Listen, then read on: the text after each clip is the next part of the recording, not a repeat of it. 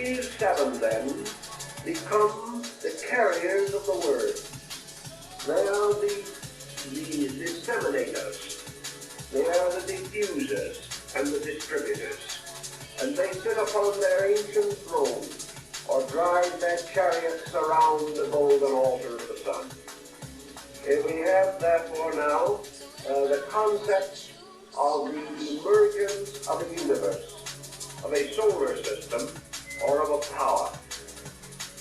Now, in the midst of these procedures, Hermes beholds something still further. He beholds, rising out of the deepness and darkness of things, Anthropos, the divine man. Anthropos seems to stand in the midst of all things. He appears to stand as an isolated and lonely creation. As Gaeta says, which heaven and earth dominion wields. This is the mysterious, primordial, archetypal, universal man. This is the total man. This mysterious great man of the Zohar, who stands with his head in the heavens, one foot upon the earth and the other upon the ocean. This is the great macrocosmic man. And this man, in the Hermetic doctrine, is the one and only begotten Son of the Father.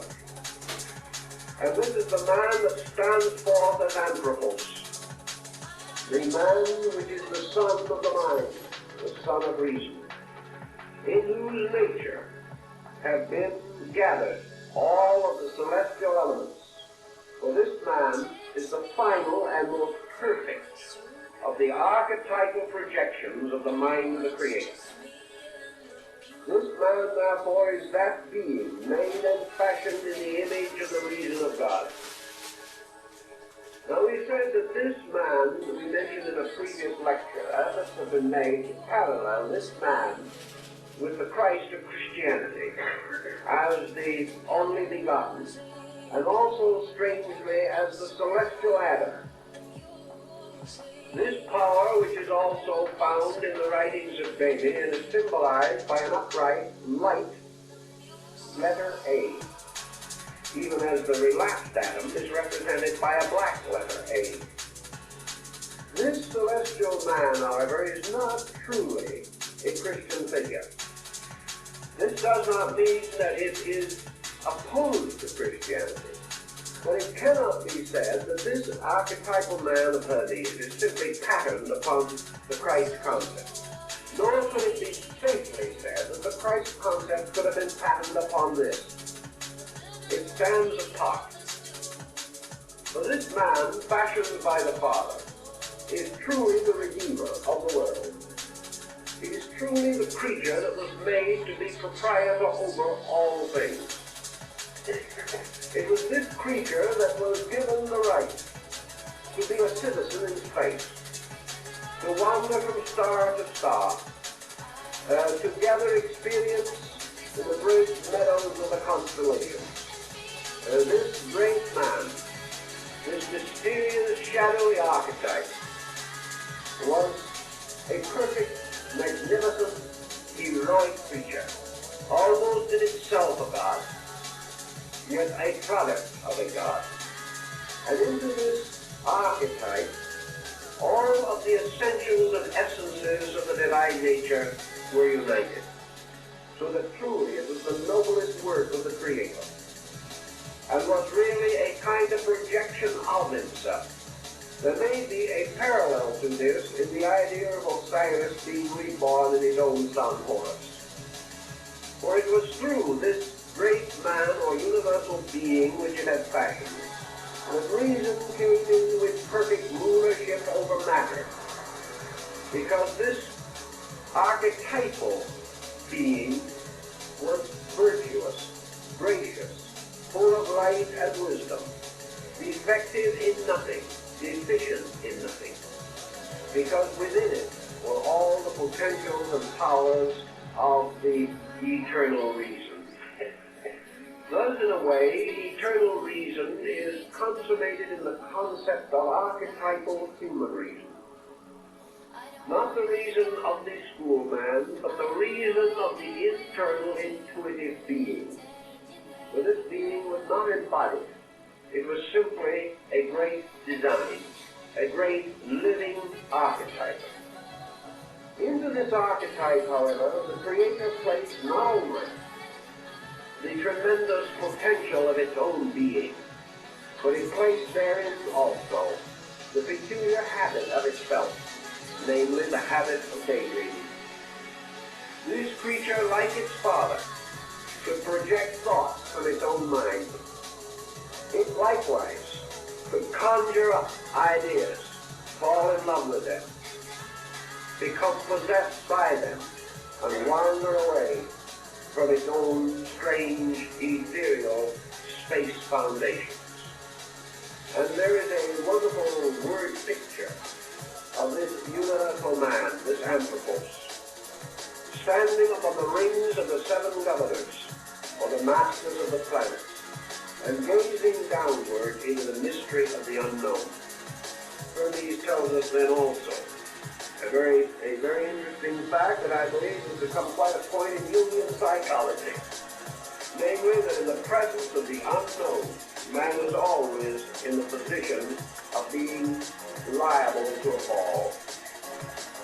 The human being cannot, apparently, in his own personal psychology, survive a kind of mystery which, if it ever grasps him or envelops him, leads him into the strangest and most distant departures from reason and common sense.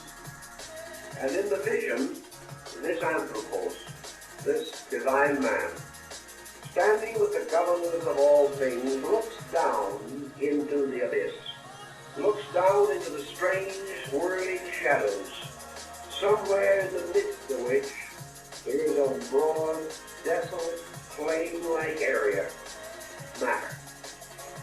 Matter which has swallowed up the radiance of the dragon. Matter, all of the atoms of which are seminal with God, filled with the seed of God, filled with the power to bring forth dragons of themselves, filled with life, this life being more or less than the thought of reason, the eternal thought of the eternal thinker. And then the Pynander shows a certain indebtedness to Greek mythology. For this Anthropos, this heavenly man, gazing down into the abyss, gazes as though into the depths of a still pool, or upon the surface of a burnished mirror. And looking down into the abyss, he is like Narcissus in the Greek legend. He sees, looking back up at him, a strange, shadowy likeness of himself. This is the projection of his own thought in the daydream of creation. It is his first sensing of the power which he possesses within himself to create by reason. That reason generates, gives birth to things. That it is not merely for the constant remembering and handling of dead facts. That reason is a living thing, a God. And that which possesses it can bestow life. And this Anthropos, looking down, becomes enamored of its own mysterious reflection, and descends or hurls itself from the ring of the governors down into the darkness of the underworld. It goes not because of sin. It goes rather because of fascination. It goes because within the nature of mind is an eternal inquiry, that the thinker cannot exist without his thought, that reason cannot escape the instinctive desire to reason, that the noun is forever giving birth to itself in the form of the verb. Therefore, that the thinker without a labor is inconceivable. An existence which does not seek to solve the mystery of itself is inconceivable. And an existence that is not fascinated by the projected shadows of its own creation is also inconceivable. So we find this universal man moving downward, precipitously, but voluntarily. And as it moves downward, there is a reaction from below. A mysterious veiled being, like Erda, the great earth mother of the Nordic rites. A mysterious mother, mother principle, rises out of the darkness of the below and envelops the anthropos with robes of mist and of darkness. Envelops it with strange protecting garments. And in these garments it falls into darkness and into sleep. And suddenly it is born again. And its birth is in the birth of body. And this thing which fell from the rings of the stars is reborn as the weeping infant.